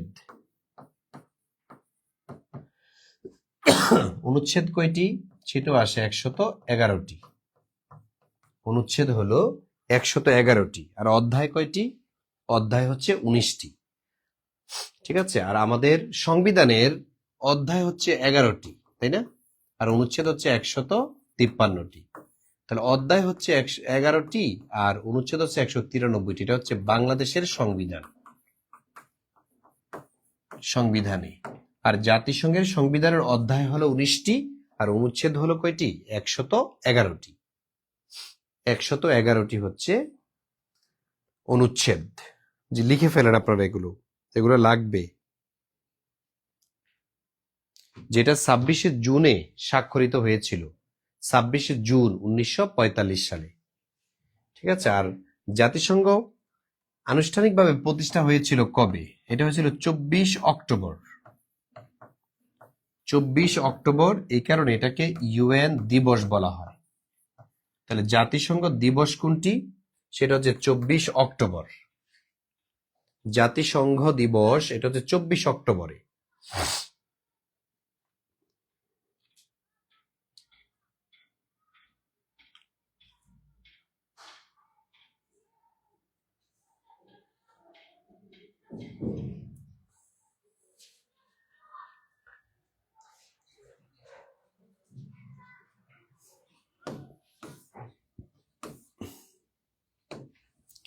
জি, আমি কতক্ষণে ভর্তি হব? ভর্তি আপনি যে কোনো সময় হতে পারেন। সাবজেক্টিভ ভিত্তিক ক্লাস করতেছেন কেউ? আচ্ছা, আমরা এখনো সাবজেক্ট ভিত্তিক ক্লাস নেওয়া শুরু করিনি। আপনারা যারা ভর্তি হবেন আমাদের এই নাম্বারে যোগাযোগ করে ভর্তি হবেন। হ্যাঁ, সাবজেক্ট, আপনার সাবজেক্টটা লিখবেন যে স্যার আমি আপনাদের কোর্সে ভর্তি হতে চাই, আমার সাবজেক্ট হচ্ছে এইটা। তখন আপনাকে আমরা রেসপন্স করবো এখান থেকে আমাদের কিভাবে আমরা ক্লাসটা নিতে চাই। ঠিক আছে, আপনি ভর্তি হতে পারবেন আমাদের এখানে। আর জেনারেল কোর্সের জন্য ভর্তি হলে আমাদের সাথে এখনই যোগাযোগ করবেন। 1199 টাকা দিয়ে কিন্তু আপনি এই কোর্সটাতে যুক্ত হতে পারছেন। উপরে দেয়া যে নাম্বারটি, এই নাম্বারে সেন্ড মানি করে আপনি যুক্ত হতে পারবেন। এবার আসেন, ওভাল কোন খেলার জন্য বিখ্যাত? টেনিস, ফুটবল, হকি নাকি ক্রিকেট? বলেন তো ওভাল। এটাও দেখেন নিবন্ধন পরীক্ষার প্রশ্ন। নিবন্ধন পরীক্ষাতে এই প্রশ্নটা এসেছে, ওভাল কোন খেলার জন্য বিখ্যাত? এটা টেনিস খেলার সাথে যায় না, ওভালটা ফুটবলের সাথে যায় না, হকির সাথেও যায় না। এটা হচ্ছে ক্রিকেট খেলার সাথে সম্পর্কিত এই ওভাল। আবার ওভাল অফিস না, ওভাল অফিস বললে ওইটা হচ্ছে যুক্তরাষ্ট্রের প্রেসিডেন্টের কার্যালয়, ওভাল অফিস। এখানে শুধু বলেছে ওভাল, এই কারণে এটা ক্রিকেটের সাথে জড়িত। ঠিক আছে, ওভাল হওয়ার কারণে এটা ক্রিকেটের সাথে জড়িত। এই তো বিষয়। তারপরে আমরা একটু দেখে নেই কি আছে। 15 নং প্রশ্ন, ন্যাটো এর সদস্য সংখ্যা কত? ন্যাটো মানে কি? National north Atlantic treaty organization. এটা মূলত নর্থ আটলান্টিক ট্রিটি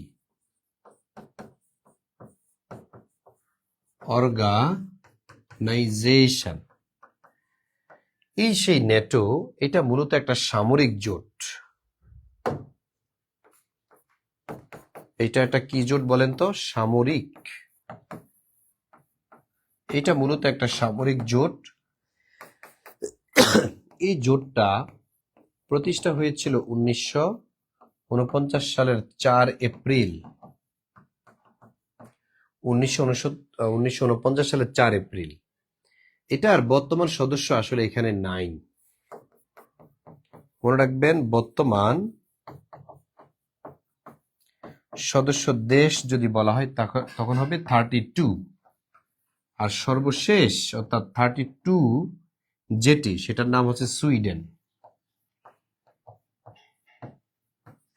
এই সেই সুইডেন, যেটা হলো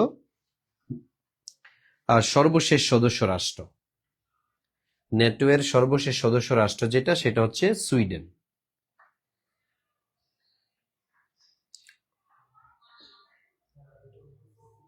কারা কারা আমাদের কোর্সে ভর্তি হয়েছেন? বাকি আছেন কারা কারা?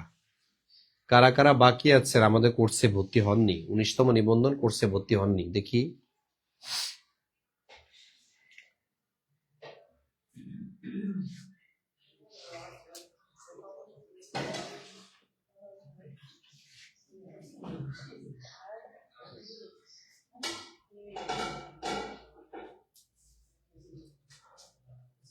ওকে, তাহলে এই যে মানে নেটোর 2টা মুসলিম দেশ আছে। একটা হচ্ছে তুরস্ক, আর হচ্ছে আলবেনিয়া। তুরস্ক এবং আলবেনিয়া, এই 2টা কি দেশ বলেন তো? মুসলিম সদস্য। তারপরে 2টা দেশ আছে নেটোর, একটা হচ্ছে যুক্তরাষ্ট্র আর একটা হচ্ছে কানাডা। এই যে যুক্তরাষ্ট্র এবং কানাডা, এই 2টা দেশ, যুক্তরাষ্ট্র এবং কানাডা, এই 2টা দেশ কি দেশ জানেন? এরা হচ্ছে আমেরিকার। আর বাকিগুলো ইউরোপের দেশ। বাকিগুলো হচ্ছে ইউরোপের দেশ। ঠিক আছে, তাহলে যুক্তরাষ্ট্র এবং কানাডার এই 2টা হচ্ছে নেটোভুক্ত আমেরিকার দেশ। অর্থাৎ নেটোর সদস্য রাষ্ট্রগুলো সব হচ্ছে ইউরোপের। ঠিক আছে, যেমন তুরস্ক, আলবেনিয়া, এগুলো তো ইউরোপেরই রাষ্ট্র। শুধু নেটোর বাইরে মানে ইউরোপের বাইরে 2টা দেশ আছে, একটা হলো যুক্তরাষ্ট্র আর একটা হলো কানাডা। আর বাকি দেশগুলো সব হচ্ছে ইউরোপে। তুরস্ক, আলবেনিয়া, লিথুনিয়া, লাটভিয়া, সুইডেন, এগুলো সব হচ্ছে নেটোভুক্ত একটি সামরিক জোট, সামরিক সদস্য। এরা বিশ্বের যে কোনো দেশে অভিযান চালাতে পারে যদি এদের স্বার্থে আঘাত লাগে। এ হচ্ছে তাদের ধর্ম। ডান? ওকে, তাহলে এটা যদি হয় তাহলে আমরা সামনে একটু দেখি কি আছে। দেখেন, বিশ্ব ধরিত্রী সম্মেলন কত তারিখে অনুষ্ঠিত হয়? বিশ্ব ধরিত্রী শব্দের অর্থ কি? এই যে ধরিত্রী শব্দের মানে হচ্ছে পৃথিবী বা দুনিয়া বা বিশ্ব। তো এই যে বিশ্ব ধরিত্রী সম্মেলন কত তারিখে অনুষ্ঠিত হয়? জুন 1992, জুলাই 1995, নাকি 72, নাকি 92? প্রথম ধরিত্রী সম্মেলন হয় কত সালে? এটা হচ্ছে মূলত প্রশ্ন আপনাদের। প্রথম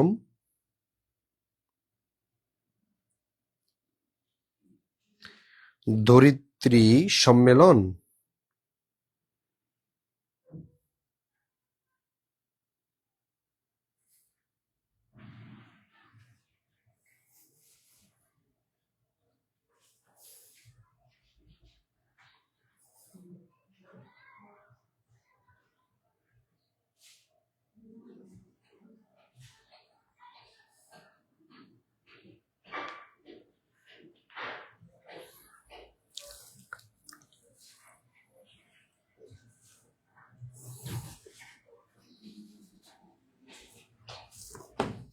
তাহলে আপনারা কোনটা অ্যান্সার করেছেন দেখি?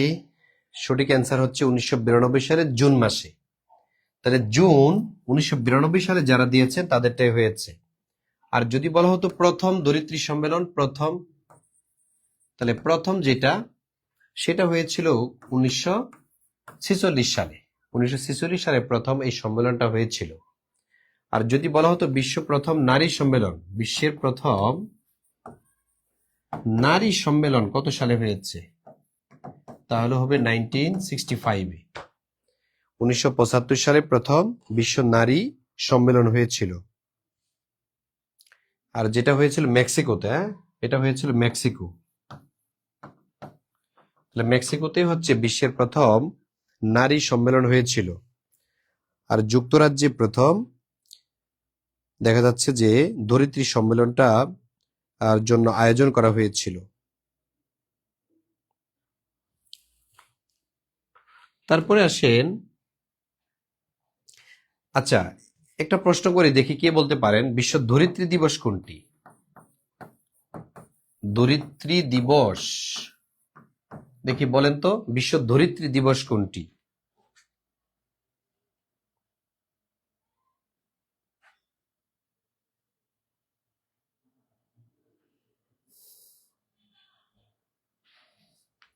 বিশ্ব ধরিত্রী দিবস কোনটি? গুড। যদি বলা হয় ধরিত্রী দিবস তখন হবে 22 এপ্রিল।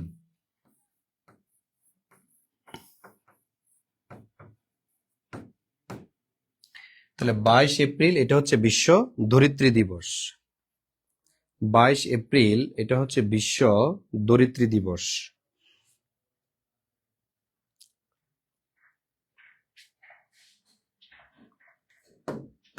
আচ্ছা, তারপর এটা যে বাংলাদেশ কত সালে ইসলামী সম্মেলন সংস্থার সদস্য পদ লাভ করে? ইসলামী সম্মেলন সংস্থা মানে ওআইসি। এই যে OIC, organisation of Islamic cooperation, যেটা পূর্ব নাম ছিল কনফারেন্স। তো এই ওআইসি এর সদস্যভুক্ত হয় বাংলাদেশ কত সালে? ইসলামী সম্মেলন সংস্থার সদস্যপদ লাভ করে কত সালে? 72, 73, 74, নাকি 75? বাংলাদেশ কত সালে ইসলামী সম্মেলন সংস্থার সদস্য পদ লাভ করে জানেন কিনা? মনে রাখতে হবে বাংলাদেশ প্রথম যেই সংস্থার সদস্য পদ লাভ করেছিল, বাংলাদেশ প্রথম যে সংস্থার সদস্য পদ লাভ করেছিল সেটার নাম ছিল কমনওয়েলথ। কমনওয়েলথ, এই যে কমনওয়েলথ এটার সদস্য পদ লাভ করেছিল। আর ইসলামী সম্মেলন সংস্থার সদস্যপদ লাভ করেছিল 1974 সালে। ইসলামী সম্মেলন সংস্থার সদস্যপদ পেয়েছিল 1974 সালে। আর কমনওয়েলথের সদস্যপদ পেয়েছিল 1972-তে। কমনওয়েলথের সদস্যপদ লাভ করে 1972 সালে, আর ওআইসি এর সদস্যপদ লাভ করে 1974 সালে। এই দুইটা হচ্ছে একটু আলাদা, এটা একটু মনে রাখবেন। বাংলাদেশ জাতিসংঘে মানে যে সংস্থার প্রথম সদস্য পদ পেয়েছিল, এটা হচ্ছে এটা। তারপরে নিশীথ সূর্যের দেশ কোনটি? বলেন, নিশীথ সূর্যের দেশ কোনটি দেখি। কারা কারা অ্যান্সার করছেন? থাইল্যান্ড, জাপান, কানাডা নাকি নরওয়ে? এটাকে নিশীথ সূর্যের দেশ বলা হয়। তা আমাদের রফিকুল ইসলাম, জোনাকি পোকা, জাহাঙ্গীর আলম, তারপরে আমাদের পপি আক্তার অ্যান্সার করেছেন। তারপরে এখানে অ্যান্সার করেছেন যিনি কি শ্যামলী খাতুন, যে শ্যামলী খাতুন অ্যান্সার করেছেন, থ্যাংক ইউ সো মাচ। তাইলে নিশীথ সূর্যের দেশ এটা কোনটাকে বলা হয়?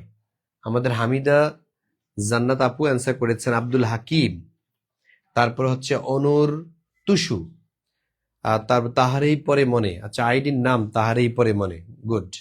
তারপর সাথী আক্তার অ্যান্সার করেছেন, তারপর আলোক হালদার অ্যান্সার করেছেন, জান্নাতুল ফেরদৌস অ্যান্সার করেছেন, থ্যাংক ইউ। আদিয়া সুলতানা অ্যান্সার করেছেন, থ্যাংক ইউ সো মাচ। তার মানে সঠিক অ্যান্সারটা আপনাদের মধ্যে চলে আসছে, নিশীথ সূর্যের দেশ। যারা যারা জাপান বলেছেন তাদেরটা কাটা, যারা যারা জাপান বলেছে। মূলত নিশীথ সূর্যের দেশ যেটি, সেটা হচ্ছে নরওয়ে। নিশীথ সূর্যের দেশ কোনটি বলেন? নরওয়ে। এই নরওয়েতে রাত 12টা বাজে সূর্য উঠে যায়, এই কারণে এটাকে বলা হয় নিশীথ সূর্যের দেশ। আর যদি বলা হতো সূর্য উদয়ের দেশ, সূর্যোদয়ের দেশ যদি বলা হতো, সূর্যোদয়ের দেশ যদি বলা হতো, তখন হতো জাপান। সূর্যোদয়ের দেশ এটা হচ্ছে জাপান। আর যখন বলা হবে নিশীথ সূর্যের দেশ, তখন হবে নরওয়ে। নিশীথ সূর্যের দেশ তখন হবে নরওয়ে।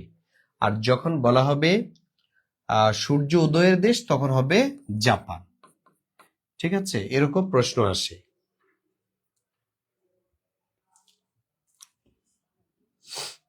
আচ্ছা, একবারে আমি শেষ পর্যায়ে আছি। আপনাদের যারা যারা এখনো ভর্তি হন নাই, আমাদের লাইভে যারা আছেন, তাদের মধ্যে যারা যারা এখনো ভর্তি হন নাই আমাদের 19তম নিবন্ধনে, আমি তাদেরকে বলবো যে আমি লাইভটা কিছুক্ষণের মধ্যে, আমাদের প্রশ্ন প্রায় শেষ হয়ে আসছে, এই প্রশ্ন সলভিং ক্লাস শেষ, তার মানে আপনাদের অফারও শেষ।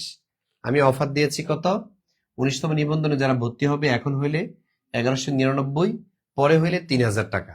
এখন হইলে 1199, পরে যদি ভর্তি হন তাহলে 3000 টাকা লাগবে আপনার এখানে ভর্তি হতে।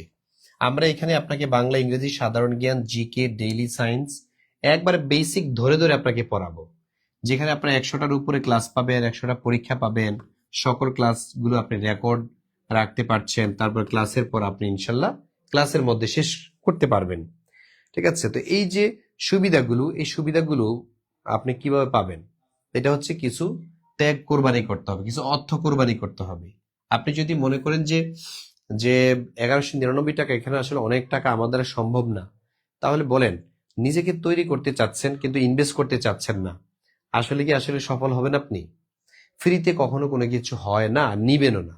আর সেটা যদি পড়াশোনা হয় তাহলে তো কোনো কথাই নেই। ঠিক আছে, কষ্ট করে হলেও মানে আপনাকে ইনভেস্ট করতে হবে, টাকা জোগাড় করতে হবে।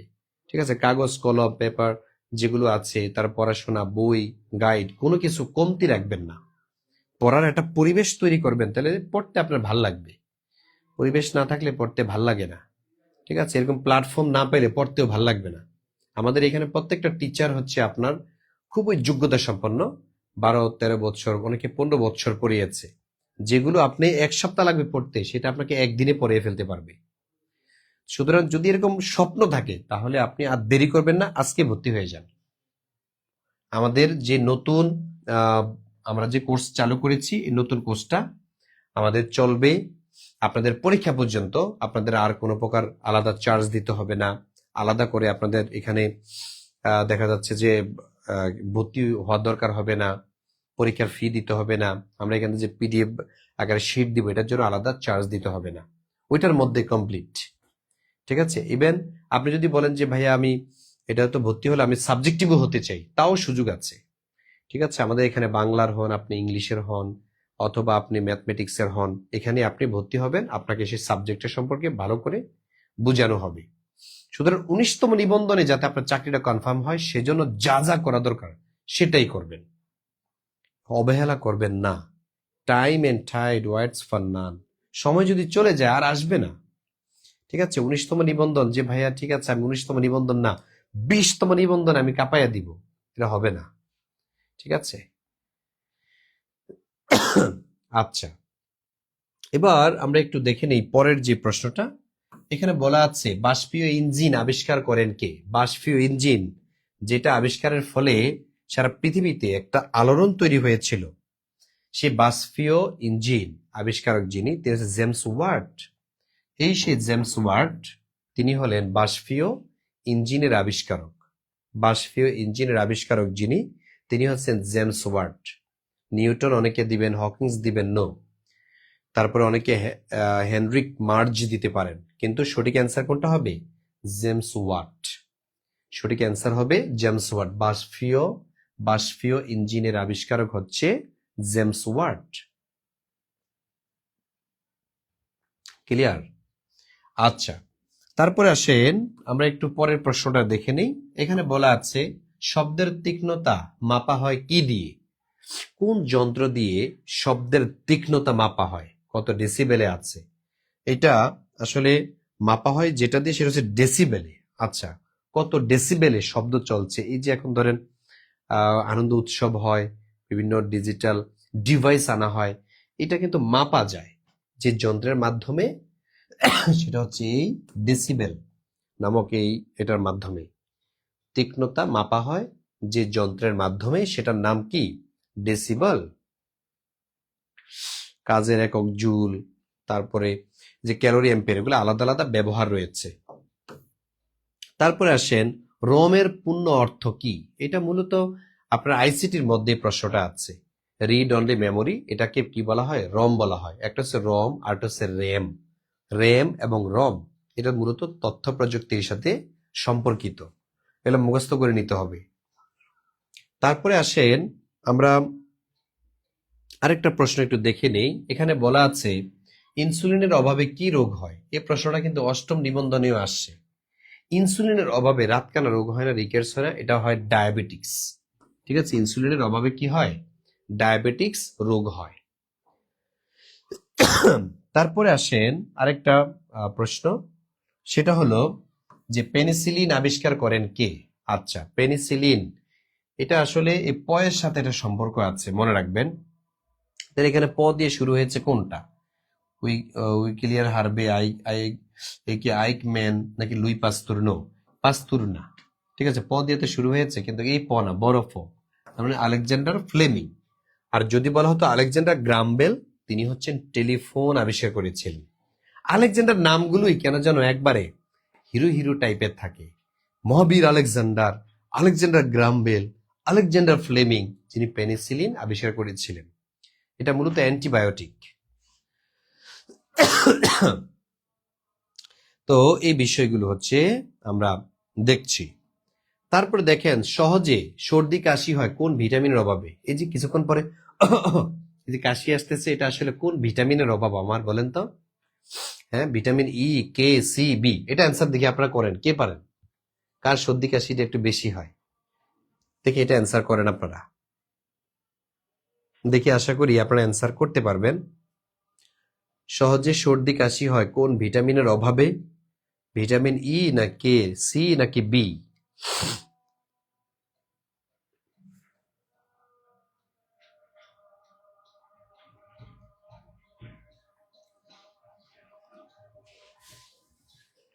Good, thank you so much. C, vitamin C এর অভাবে মূলত সর্দি কাশি হয়, স্কারবি রোগ হয়। আর ভিটামিন সি হচ্ছে একমাত্র ভিটামিন যেটা অটো ক্রিয়েট করে না। ভিটামিন সিটা বাইরে থেকে ঢোকাতে হয়, কাঁচা মরিচ, টক জাতীয় ফল, তারপরে খাবারের মাধ্যমে ভিটামিন সি আপনার মধ্যে ইনপুট হয়। এই ভিটামিন সি আপনাকে শক্তিশালী করে। ভিটামিন সি কিন্তু অটো তৈরি হয় না। ঠিক আছে, শরীরের মধ্যে অন্যান্য যেমন ভিটামিন কে বলেন, বি বলেন, ই বলেন, এগুলা কিন্তু শরীরের মধ্যে অটো ক্রিয়েট হয়, তৈরি হয়। Only but vitamin C. আচ্ছা, তাইলে আমরা একবার শেষ দিকে চলে আসছি। আপনারা যারা আমাদের শেষ পর্যন্ত আছেন, একটু মনোযোগ দেন। কোন গ্যাস ওজোন স্তর ক্ষয়ের জন্য দায়ী? কোন গ্যাসটা? সাধারণত ওজোন স্তর, যেটাকে প্রকাশ করা হয় কি দিয়ে? ওজোন স্তর হচ্ছে প্রকাশ করা হয় O3 দিয়ে। O3 মানে হচ্ছে ওজোন গ্যাস। কোন গ্যাস ওজোন স্তর ক্ষয়ের জন্য দায়ী? সেটা হচ্ছে ক্লোরোফ্লোরোকার্বন। তাহলে ক্লোরোফ্লোরোকার্বন ওজোন স্তর ক্ষয়ের জন্য দায়ী। তাহলে ওজোন স্তর ক্ষয়ের জন্য দায়ী যেটা, সেটা হচ্ছে ক্লোরোফ্লোরোকার্বন। ঠিক আছে? তাহলে দেখেন, এগুলা কিন্তু পরীক্ষাতে প্রচুর পরিমাণ আসছে। সুতরাং আমি ক্লাসটি একটু পরেই শেষ করে দিচ্ছি। আমাদের এখানে যারা যারা এতক্ষণ পর্যন্ত ক্লাস করেছেন, আমাদের এখনো ভর্তি হন নাই, যদি কেউ থাকেন বলেন তো, আমি ভর্তি হই নাই কিন্তু হতে চাই, একটু আমাকে জানাবেন, দেখি আপনাদের জন্য কিছু করা যায় কিনা। আমাদের ক্লাসগুলো এখন যে বেসটা চলছে সেটা হচ্ছে রাত 9টা থেকে, আর এখন আবার একটা 19তম নিবন্ধের নতুন ব্যাচ আমরা চালু করতে চাচ্ছি। হ্যাঁ, নতুন ব্যাচে আপনি যুক্ত হবেন। আর আমরা যুক্ত হওয়ার জন্য যে আহামরি একবার ফি নির্ধারণ করেছি তাও না, 1199 টাকা। কিন্তু আমি লাইভ কেটে দিলে আপনাকে 3000 টাকা দিতে হবে। যেহেতু একটা অফার আমি দিয়েছি, সে অফারে এখন ভর্তি হয়ে নেন। এই নাম্বারে যোগাযোগ করে 01767 265758, এই নাম্বারে আপনি যদি বিকাশ থেকে টাকা পাঠান, অবশ্যই সেন্ড মানি করবেন। হ্যাঁ, অবশ্যই সেন্ড মানি লিখবেন, সেন্ড মানি ডান, সেন্ড মানি ডান আপনি লিখবেন। তো আপনারা আপনারা হচ্ছে আমার এই ক্লাসগুলো থেকে প্রতিটা টপিক ভিত্তিক ক্লাস পাবেন। এখানে 100টি ক্লাস, 100-এর উপরে ক্লাস হবে এখানে, বাংলা ইংরেজি মিলিয়ে। বাংলা, ইংলিশ, তারপর জিকে, ম্যাথ এবং ডেইলি সায়েন্স, এই কয়েকটা মিলিয়ে হচ্ছে মূলত 100-এর উপরে ক্লাস হবে। তারপরে এখানে এক্সাম হবে আপনাদের 100টার উপরে, অর্থাৎ প্রতিটা ক্লাসের জন্য একটা করে এক্সাম হবে। এবং সকল ক্লাসের রেকর্ডগুলো আমরা দিয়ে দিব, রেকর্ড ক্লাস থাকবে। ক্লাসের পরে ইনশাল্লাহ ক্লাসের মধ্যে আমরা শেষ করে দিব যদি আপনারা কথা শুনেন। ঠিক আছে, কথা শুনতে হবে, মানতে হবে। আমি যতই ছোট হই, আমি তো মূলত যে বিষয়টা দক্ষতা অর্জন করেছি সেটা আপনাকে আমি শিখাতে চাই। তাহলে গুরুর প্রতি আপনার একটা ভক্তি থাকতে হবে, তাহলে আপনার পড়াটা মুখস্থ হবে। আশা করি যে আমি পারবো আপনাদেরকে। আপনি যদি যুক্ত হন, যদি আমাদেরকে দায়িত্ব দেন, ইনশাল্লাহ 19তম নিবন্ধন আগে আপনি ভালো একটা প্রস্তুতি নিয়ে ফেলতে পারবেন। পরীক্ষার আগে আপনার কোনো চাপ থাকবে না। কিন্তু যদি পরীক্ষার আগে ভর্তি হতে চান, তখন কি ভর্তি করাবো না? করাবো, কিন্তু তখন করিয়ে তো সেম টাকা দিয়ে আপনি ভর্তি হতে হচ্ছে, তখন সিলেবাসটা আপনার কাছে বোঝা মনে হবে। সুতরাং এখনই একটা সুযোগ, যেহেতু এই সুযোগে আপনি ভর্তি হয়ে যান আমাদের সাথে যুক্ত হয়ে। আমরা আপনাকে একটা সিক্রেট গ্রুপে অ্যাড করে ফেলবো।